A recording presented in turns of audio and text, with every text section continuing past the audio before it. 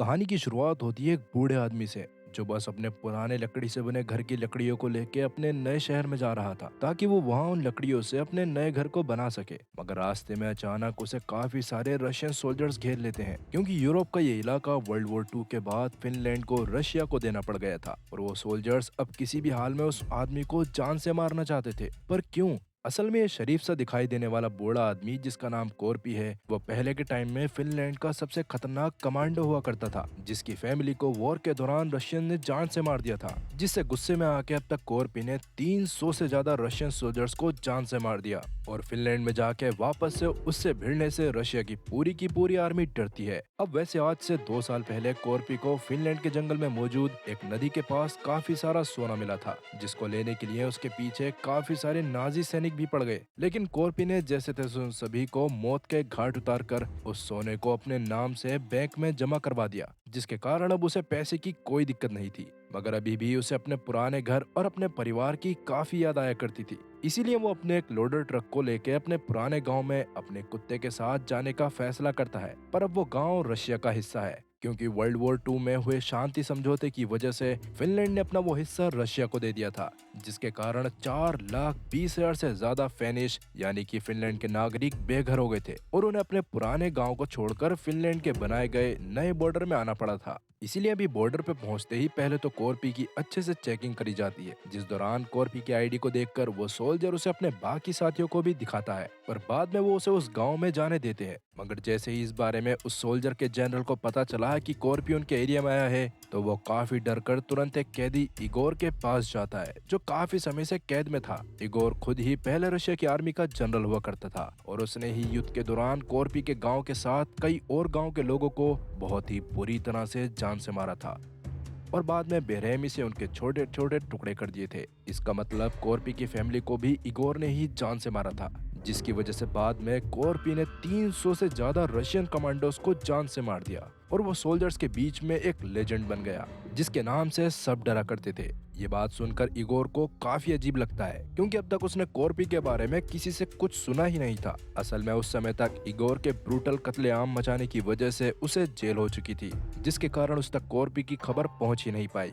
पर क्योंकि अभी नए वाले जनरल को डर था कि कोरपी उन्हें जान से मारने ही आया है और उसके डर की वजह से बस इगोर जैसा बंदा ही उससे पंगे ले सकता था, इसीलिए अब जनरल इगोर को फ्री करके उससे कोरपी को खत्म करने को कहता है जिसके बदले में उसकी आगे की सजा माफ कर दी जाती। इस पर इगोर भी मान गया। मगर इस बात से अनजान कि कोरपी सुबह तक अपने घर में पहुंच जाता है जहां काफी सारा सामान टूटा हुआ पड़ा था। उसको देखकर कोरपी काफी ज्यादा इमोशनल हो गया और अभी जब उसके सामने उसकी बीवी और उसके 2 बच्चों की तस्वीर आती है तो वो टूटकर पूरी तरह रो पड़ता है। उसे काफी बुरा लग रहा था कि वो अपने परिवार की रक्षा नहीं कर पाया। वैसे क्या आप सब में से किसी के घर में कोई सोल्जर है या आप में से कोई सोल्जर बनना चाहता है? कमेंट सेक्शन में इस बारे में जरूर बताना। खैर अभी कोरपी अपने पुराने घर की लकड़ियों को फिनलैंड के नए गांव में ले जाने के लिए गिनने लगता है जिसके बाद काम की सारी लकड़ियों को अलग करके ट्रक पे लोड कर लिया था और पुरानी सारी लकड़ियां जला दी थी। अब उन लकड़ियों को लेके वो आराम से फिनलैंड के बॉर्डर की तरफ वापस जाने लगा। तब रास्ते में उसे एक सोल्जर्स का ट्रक आके उसे चेकिंग के बहाने से रोकने को कहता है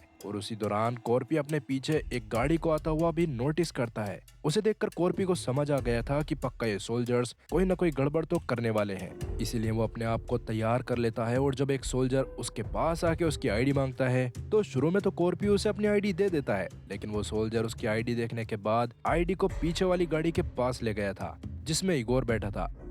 तब इगोर उसकी आईडी को देखकर समझ जाता है कि ये वही कोरपी है जिसको मारने का मिशन इगोर को मिला है। अब वैसे इगोर को कोरपी का डर नहीं था क्योंकि उसे लगता था कि कोरपी उसकी वजह से लेजेंड बना है। अभी जैसे ही इगोर की नजर उन लकड़ियों के गट्ठे पर पड़ती है जिसे कोरपी अपने साथ लेके जा रहा था तो इगोर समझ जाता है कि कोरपी को अपने घर से बहुत प्यार है।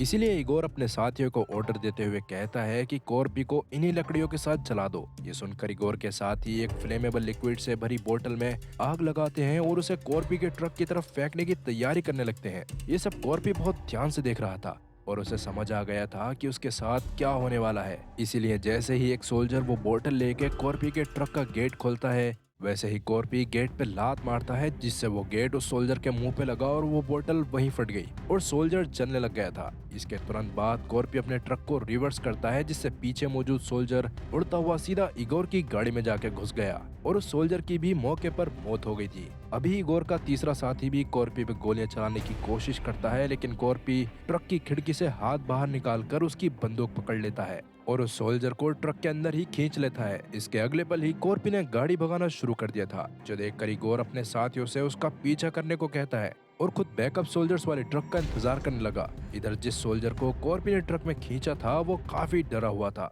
पर कॉर्पी पहले तो उससे उसकी गन को रीलोड करने को कहता है, जो मजबूरन उस सोल्जर को करनी पड़ गई थी। अब बंदूक के रीलोड होने के बाद कॉर्पी अपने ट्रक को एक जगह पर रोकता है, जो देखकर इगोर और उसके साथी भी पीछे ही रुक गए थे। तभी ट्रक में से कॉर्पी का पकड़ा हुआ सोल्जर बाहर निकलकर भागने लगा, जो देखकर इगोर के साथियों ने उसे शूट करके खत्म कर दिया। पर इसके अगले पल ही कॉर्पी मौका पाकर खुद उन लोगों के ऊपर गोलियां चलाना शुरू कर देता है, जिस दौरान उसने इगोर के सभी साथियों को बुरी तरह से जान से मार दिया था। अभी इगोर भी अपनी गाड़ी में से बैठकर सब कुछ देख रहा था और कॉर्पी उसी गाड़ी की तरफ गन पॉइंट करे हुए खड़ा था।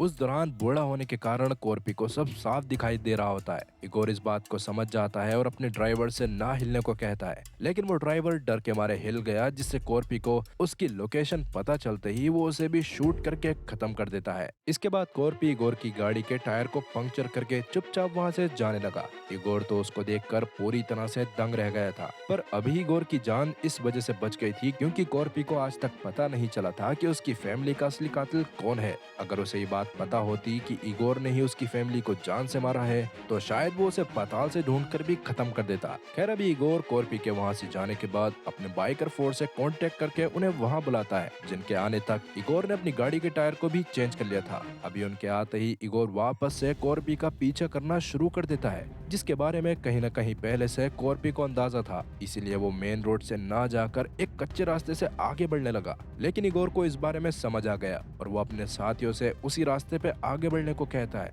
इससे थोड़ी ही देर में वो बाइकर सोल्जर्स कॉर्पी के ट्रक के पास पहुंच गए थे, जिन्हें देखकर कॉर्पी एक सोल्जर पे गोलियां चलाने की कोशिश भी करता है, मगर उस सोल्जर के हेलमेट की वजह से उसकी जान बच गई। तभी वो सोल्जर भी कॉर्पी की तरफ फायर करने लगा, जिससे बचने की कोशिश में कॉर्पी का ट्रक एक मैदान में घुस गया और काफी बचने की कोशिश के बावजूद भी कॉर्पी के गोली लग गई थी। घायल होने के बाद भी कॉर्पी जैसे तैसे खुद को संभाल कर ट्रक को रोड पे वापस ले आया, पर इस बीच एक सोल्जर उसके ट्रक के ऊपर चढ़ गया था। ये समझ आते ही कॉर्पी झटके से ब्रेक मारता है, जिससे वो सोल्जर नीचे गिरने लग गया, पर वो ट्रक के ग्रिल को पकड़कर खुद को संभाल लेता है। अब वो सोल्जर वापस से कॉर्पी पे हमला करने की कोशिश करने लगा था। तब कॉर्पी फिर से ट्रक चलाकर ब्रेक मारता है, जिससे वो सोल्जर नीचे गिर गया और इगोर की गाड़ी से कुचले जाने के कारण उसकी मौत हो गई। अभी एक सोल्जर कॉर्पी को शूट करने ही वाला था, मगर उसके ऐसा करने से पहले ही कॉर्पी बीच सड़क पे मौजूद एक गाड़ी को ट्रक से ठोककर बाद में ट्रक को तेजी से साइड से निकाल लेता है।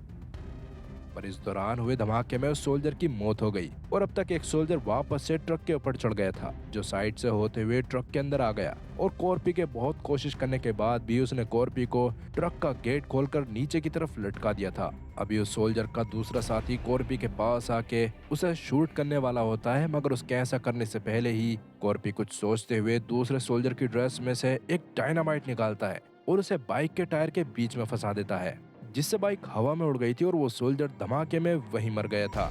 इसके बाद कॉर्पी ट्रक के आगे लगे टोइंग हुक की रस्सी को पकड़कर अंदर बैठे सोल्जर के गले में फंसाकर उसे बाहर फेंकता है और ट्रक को वापस अपने कंट्रोल में लेके उस सोल्जर को घसीटने लगा। पर किस्मत से वो सोल्जर वापस ट्रक के बोनेट पे आ गया था, लेकिन अब तक टोइंग वाली रस्सी इतना ज्यादा टाइट हो चुकी थी कि उस सोल्जर का सर धड़ से अलग हो गया और उसकी बॉडी बोनेट पे ही रह गई। तब उस सर को देखकर तो पीछे आ रहे इगोर का दिमाग खराब हो गया था, जिसके कारण वो तुरंत फ्लेमेबल लिक्विड वाली बोतल में आग लगाकर उसे कॉर्पी के घर की लकड़ियों पर फेंक देता है, जिससे लकड़ियां जलने लग गई थीं। ये देखकर कॉर्पी को काफी गुस्सा आ गया, पर तभी उसकी नजर उस सरकटे सोल्जर की ड्रेस पे पड़ती है, जिसमें कुछ ग्रेनेड्स भी थे। उन्हें देखकर कॉर्पी ग्रेनेड्स को एक्टिवेट करता है और बॉडी इगोर की गाड़ी पे फेंक देता है। उस दौरान इगोर को अपनी जान बचाने के लिए गाड़ी से कूदना पड़ गया था और उसकी गाड़ी पूरी तरह से बर्बाद हो चुकी थी। पर पर अभी भी वो कॉर्पी को खत्म करना चाहता था, इसलिए वो तुरंत अपनी टीम से कांटेक्ट करके और बंदों को भेजने को कहता है। वहीं कॉर्पी अपने ट्रक की लकड़ियों में लगी आग को बुझाने के लिए ट्रक को जंगल के बीच में मौजूद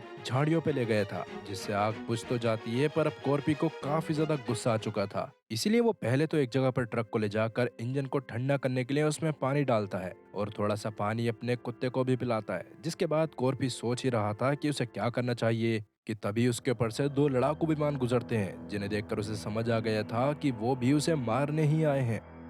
इसीलिए वो जल्दी से अपने कुत्ते को ट्रक में बिठाता है और प्लेन की फायरिंग से बचते हुए ट्रक को लेकर तेजी के साथ वहां से एक शेल्टर के अंदर आ गया। अभी भी प्लेन्स के पायलट लगातार उस शेल्टर पे गोलियां चलाए जा रहे थे, मगर शेल्टर की छत की वजह से कॉर्पी के ट्रक को कुछ भी नहीं होता। इससे गुस्से में आके पायलट प्लेन को और ऊपर ले गए और अचानक शेल्टर के ऊपर एक बॉम्ब गिरा देते हैं। पर इतनी जंग लड़ने के कारण कॉर्पी को उनकी इस चाल के बारे में पहले से अंदाजा था, इसलिए वो धमाके से कुछ चंद पलों पहले उस शेल्टर से बाहर आ गया और अपने ट्रक को चलाते हुए जंगल के बीच मौजूद पेड़ों के बीच में घुस गया। उस दौरान कॉर्पी को लग रहा था कि वो पायलट वहां नहीं आ पाएंगे, लेकिन एक पायलट अपने प्लेन को 90 डिग्री पे करके अभी भी कॉर्पी का पीछा करते हुए उस पर गोलियां चलाता रहता है, जो देखकर कॉर्पी अचानक अपने ट्रक को बीच में रोक देता है। कॉर्पी की इस चाल के बारे में पायलट ने सपने में भी नहीं सोचा था। उसी कारण उससे उसका प्लेन नहीं संभलता और प्लेन का एक पंख ट्रक से टकराने के कारण टूट गया। इससे प्लेन पास में ही जाके क्रैश हो गया था और पायलट की मौत हो गई थी। अभी कॉर्पी दूसरे प्लेन की आवाज सुनने की कोशिश करता है, मगर उसे दूसरे प्लेन की आवाज नहीं आती। इसलिए वो जंगल से बाहर निकलने के लिए ट्रक को काफी तेजी के साथ चलाने लगा। आगे चलते हुए अब कॉर्पी एक खाई के साइड में बने रोड से ट्रक को निकाल रहा था और उस खाई के नीचे एक बड़ी सी नदी थी। तभी कॉर्पी को दूसरे प्लेन की आवाज आती है, जिसका पायलट पहले तो कॉर्पी पे प्लेन से बहुत सारी गोलियां चलाता है, जो किस्मत से कॉर्पी का कुछ नहीं बिगाड़ पाती। और अब जल्दी ही प्लेन में गोलियां खत्म हो गई थी, पर जैसे कि सोल्जर किसी भी हाल में कॉर्पी को खत्म करना चाहता था, इसीलिए वो कुछ सोचकर प्लेन को ट्रक से आगे लेके जाता है और फिर उसे ट्रक की तरफ मोड़कर खुद को इजेक्ट कर लेता है। पायलट के प्लान के हिसाब से वो प्लेन कॉर्पी के ट्रक से टकराकर ट्रक को बर्बाद कर देता। उससे बचने के लिए कॉर्पी ट्रक पे बंधी हुई लकड़ियों की रस्सी पे गोली चलाकर रस्सी तोड़ देता है, जिससे एकदम सही समय पर बड़ी बड़ी लकड़ियां ट्रक के आगे गिर गईं, जिससे टकराकर वो प्लेन थोड़ा सा दूर जाकर ब्लास्ट हो गया। और अब तक वो पायलट भी पैराशूट से नीचे आ गया था, जो कॉर्पी को अपनी तरफ आता हुआ देखकर उस पर गोलियां चलाता है, लेकिन कॉर्पी के एक भी गोली नहीं लगती। अब गुस्से में कॉर्पी उसकी तरफ बढ़ रहा था, उसके बावजूद वो पायलट पीछे आसमान की तरफ देखकर हंसने लगा, जो देखकर कॉर्पी भी पीछे मुड़ता है तो उसे आसमान में एक और रशियन बॉम्बर प्लेन दिखाई देता है। उसे देखकर कॉर्पी पायलट को छोड़कर अपनी लकड़ियों को वापस से ट्रक पे लोड करने लगा और तुरंत वहां से भागने लगता है। इस दौरान प्लेन ने वहां आके नीचे बम गिराना शुरू कर दिया था और उन बॉम्ब्स के धमाके में पहले वाला पायलट मारा गया और धमाके के इम्पैक्ट के कारण कॉर्पी का ट्रक नदी में जा गिरा और अब ट्रक धीरे धीरे नदी में डूबने लग गया था, जो देखकर कॉर्पी सबसे पहले तो अपने कुत्ते को ट्रक से बाहर निकालता है और खुद भी जल्दी से ट्रक से बंधी लकड़ियों की सारी रस्सियां खोल देता है, जिसमें कॉर्पी को थोड़ा समय जाने के कारण वो अब सांस नहीं रोक पाता और पानी में ही बेहोश हो गया था। इसके कुछ सेकंड्स बाद ही उसके खोले गई लकड़ियों में एक लकड़ी उसके शरीर को पानी से ऊपर लेके आ गई, जिस दौरान कॉर्पी का कुत्ता कॉर्पी को देखकर उसके पास आने लग गया था। अब शाम के समय में इगोर भी उसी खाई के पास पहुंच गया, क्योंकि उसे कंफर्म करना था कि कॉर्पी मरा है या नहीं। तब उसके सोल्जर्स को पानी के अंदर कॉर्पी का ट्रक तो मिल जाता है, लेकिन उसमें मौजूद लकड़ियां और कॉर्पी दोनों ही गायब थे। इससे इगोर समझ जाता है कि कॉर्पी अभी भी जिंदा है। दूसरी तरफ कॉर्पी ने अपने पास मौजूद लकड़ियों की मदद से एक राफ्ट बना ली थी, जिसके सहारे ही वो नदी के दूसरे किनारे पर पहुंच जाता है। जिस जगह का माहौल बहुत ही बुरा था, क्योंकि पहले के टाइम पे वहाँ एक गांव हुआ करता था, जिसे रशियंस युद्ध के टाइम पर पूरी तरह से बर्बाद कर चुके थे। तभी कॉर्पी की नजर पास मौजूद एक खाली टैंक पे पड़ती है, जिसमें काफी सारे हथियार भी मौजूद थे, जिन्हें कॉर्पी अपने पास रख लेता है, क्योंकि वो जानता था कि इगोर और बाकी रशियन सोल्जर्स इतनी आसानी से उसका पीछा नहीं छोड़ेंगे। और कॉर्पी इस मामले में पूरी तरह से सही था, क्योंकि थोड़ी ही दूरी पे बने एक रशियन बॉर्डर पर इगोर अपने सोल्जर्स के साथ कॉर्पी के आने का इंतजार कर रहा था। अब तक कॉर्पी ने अपनी सारी लकड़ियों को टैंक पे लाद लिया और टैंक में कुछ सेटअप कर दिए, ताकि वो इगोर के सामने से आराम से निकल सके।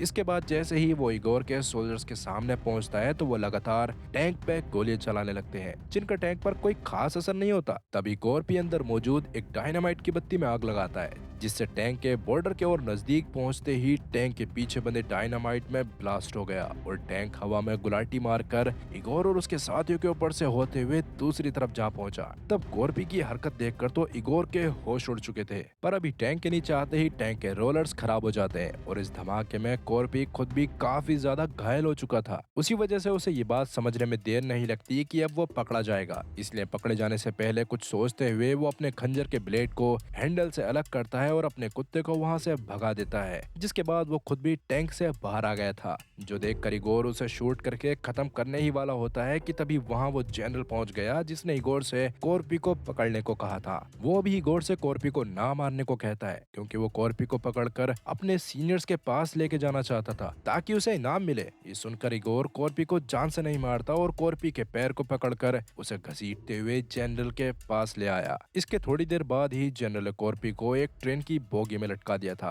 जहाँ एक सोल्जर लगातार कॉर्पी को कोड़े से मार रहा होता है और जनरल अपने बाकी साथियों और इगोर के साथ इंजन के बगल वाली बोगी में पार्टी कर रहा था। वहीं वो सोल्जर कॉर्पी को काफी देर तक लगातार मारता रहता है, जिससे कॉर्पी का शरीर खून से लथपथ हो गया, लेकिन कॉर्पी ने अभी भी हार नहीं मानी थी। तभी वहाँ इगोर आके उस सोल्जर को बाहर भेजता है और कॉर्पी को बताता है कि तुम मेरी वजह से लेजेंड बने हो और मैंने ही तुम्हें मिटाया था। कॉर्पी को ये बात समझ नहीं आती, जिस पर इगोर उसे बताता है कि मैंने ही तुम्हारे परिवार को जान से मारा था और उनके शरीर के टुकड़े टुकड़े करके उन्हें कुत्तों को खिला दिया था। उस समय तुम्हारा बड़ा बेटा अपने भाई और अपनी माँ की रक्षा करने के लिए सामने आया, पर मैंने उसको भी जान से मार दिया। यह सुनकर कॉर्पी का खून खोल उठा। इससे पहले कहीं न कहीं कॉर्पी अपनी मौत को स्वीकार करने वाला था, पर जैसा कि अभी उसे अपने परिवार के असली कातिल के बारे में पता चल जाता है तो वो इगोर से बदला लेना चाहता था। इसके लिए वो इगोर के जाने के बाद बहुत जोर से चिल्लाता है और अपने शरीर को हवा में लटकाकर उस रस्सी को खींचने लगा जिससे कॉर्पी को बांधा हुआ था।